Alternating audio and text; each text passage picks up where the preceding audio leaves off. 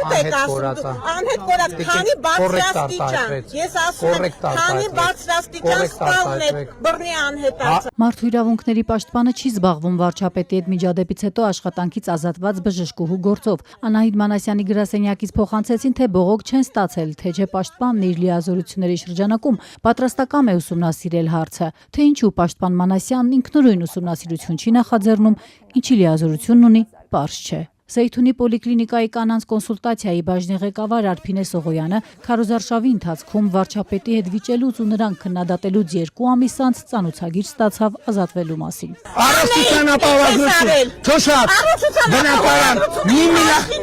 մի միլիարդ Ընդդիմադիր հայացքներ ունեցող բժշկուհու փաստաբաններն այժմ աշխատում են հայցադիմումի վրա։ Նրա դուստր փաստաբան Տաթևիկ Սողոյանը դատարանում կբողոքարկի քաղաքապետարանի որոշումը, ըստ որի հաստիկներն են կրճատվել։ Հարցնում է, ինչպես կարող էին կանանց կոնսուլտացիայի բաժանմունքը չփակել, բայց ազատել բաժանմունքի ղեկավարին։ Ստորաբաժանումն առաջին հերթին ղեկավար պետք է ունենա։ Քաղաքապետարանի պատճառաբանությունը ոչ իրավաչափ է համարում փաստաբանը։ Կարող լինել որևէ տրամաբանություն, եթե զուգահեռ կարողանան բերեն, որ կա առողջապահական առաջնային պաշտպանման կլինիկական որևէ բուժ հաստատությունում որևէ ստորաբաժանում, որը կա եւ որը չունի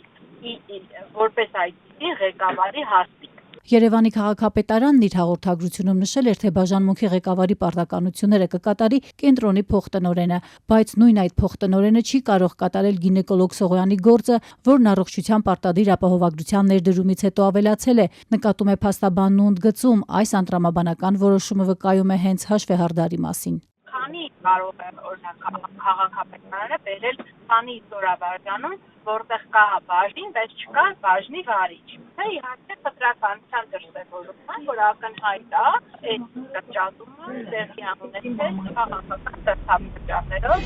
Անկախ ամեն ինչից խոսքը։ Քաղաքապետ Տիգրան Ավինյանը սակայն ամիսներ առաջ պնդել էր, բժշկուհուն աշխատանքից չեն ազատի իր քաղաքական հայացքների պատճառով։ Այսօր արդեն քաղաքապետարանը պնդում է, որ թե այս կրճատումները հունվարից են, բոլոր բուժ հաստատություններում են եւ կապ ունեն առողջության պարտադիր ապահովագրության հետ։ Ընդգծում են, թե բաժնի վարիչը հավելյալ հաստիկ է եւ լրացուցիչ ֆինանսական բեռ է իրենց համար, բայց թե ինչ կապ ունի ապահովագրությունն այս կրճատումների հետ, ինչու է այս հաստիկը հիմա լրացուցիչ բեռ եւ քանի բուժհաստատությունում են մասնագետների ազատել, քաղաքապետարանը չի մանրամասնում, առաջարկեցին գրավոր հարցում ուղարկել։ Ինքը բժշկուհի Սողոյանը օրերս Ազատության հետ զրույցում նկատել էր, պետական ապահովագրության ներդրումից հետո իրենց ծանրաբեռնվածությունն ավելացել է եւ իրեն ազատելով 10,000 կանանց սպասարկումը կմնա 4-ի փոխարեն 3 գինեկոլոգի ուսերին։ Տրամաբանություն չկա։